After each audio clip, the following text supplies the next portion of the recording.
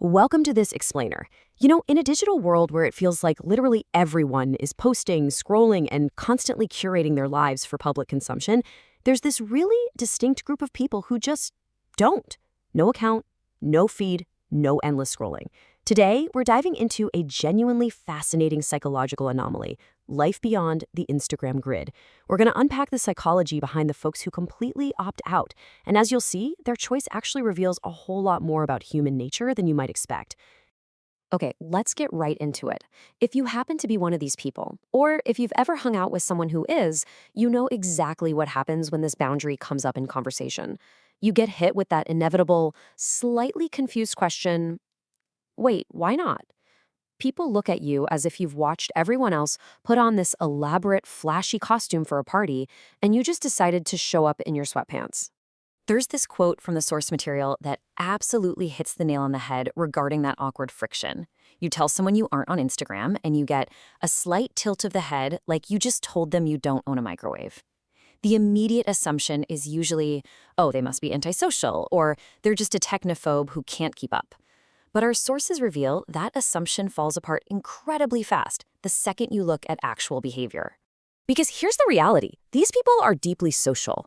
And they are absolutely online. They're just active in very specific places. They're going deep into niche forums, they're out there passionately debating the internal mechanics of espresso machines and Facebook groups, and they're happily sitting through complex 30-minute deep dive videos on YouTube. So, proving that avoiding Instagram isn't some accident or lack of tech skills, it is a highly considered, intentional, psychological boundary.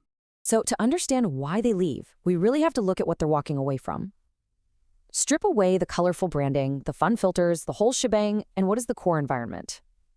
At its psychological root, it is an arena built almost entirely around visual self-presentation. The grid, the carefully curated stories, the follower counts right there at the very top of your profile. It's an architecture designed for performance. And here is the absolutely crucial point. Every single design element quietly but relentlessly asks you this exact question on a continuous loop. How do you look to other people right now? Think about that. For a lot of people, constantly trying to answer that question is just exhausting. It demands heavy external validation, constantly pulling your energy outward to seek approval from a totally faceless, ever-changing audience. Which actually brings us to a super powerful psychological concept, self-determination theory. It's a framework that identifies autonomy as a core human need.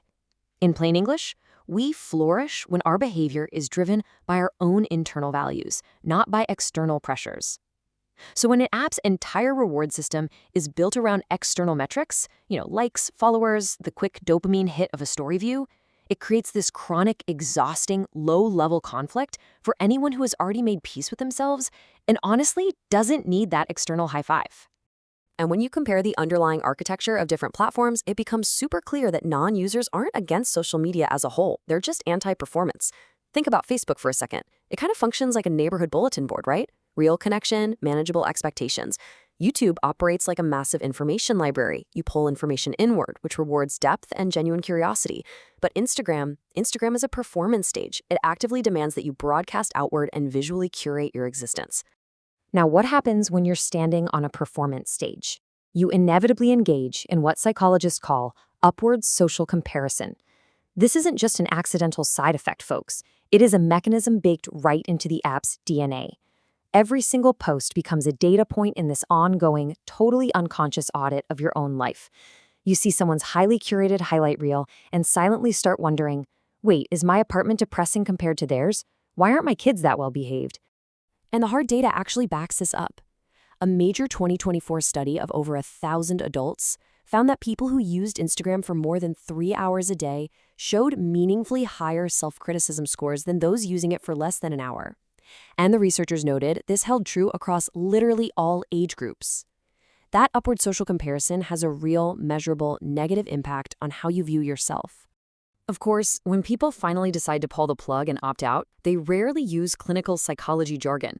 They usually just say something like, yeah, I didn't enjoy it, or it kind of just made me feel weird.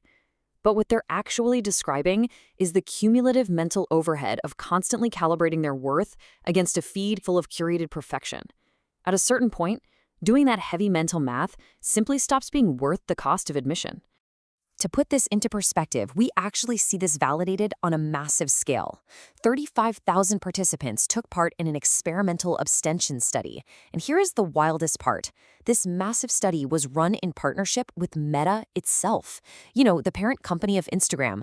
Meta is certainly not a company with a financial incentive to prove their own apps cause stress, yet they participated in the research anyway. The results of that 6-week study were nothing short of remarkable. Participants were asked to just deactivate their accounts. That's it.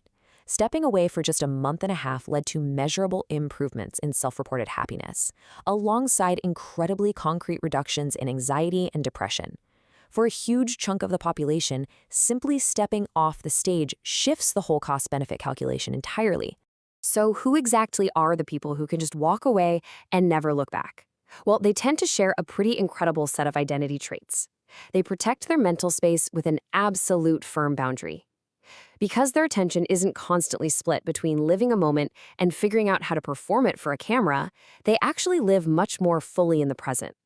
But most importantly, they possess a deeper, stable identity built entirely in private. They don't need to completely shift their personality or aesthetic every 6 months just to chase engagement trends. Ultimately, whether these people are the quietest introverts who prefer not to be seen or highly social extroverts who just found the whole performance exhausting, they all share this highly desirable trait, a stable internal reference point. Their sense of who they are is locked in. They already know their worth without needing a stranger on the internet to double tap a screen every 48 hours to confirm it for them. It really comes down to this. They've made a quiet, confident peace with prioritizing genuine depths. They choose actual conversations, true focus, and an internal orientation, what we'd call going deep. They absolutely prefer that over going wide, which relies on broadcasting a super thin aesthetic outward just to chase that fleeting feeling of being witnessed by the masses. So as we wrap up this explainer, I want to leave you with a provocative thought to chew on. Think about your own digital boundaries. Where are you choosing to seek your validation?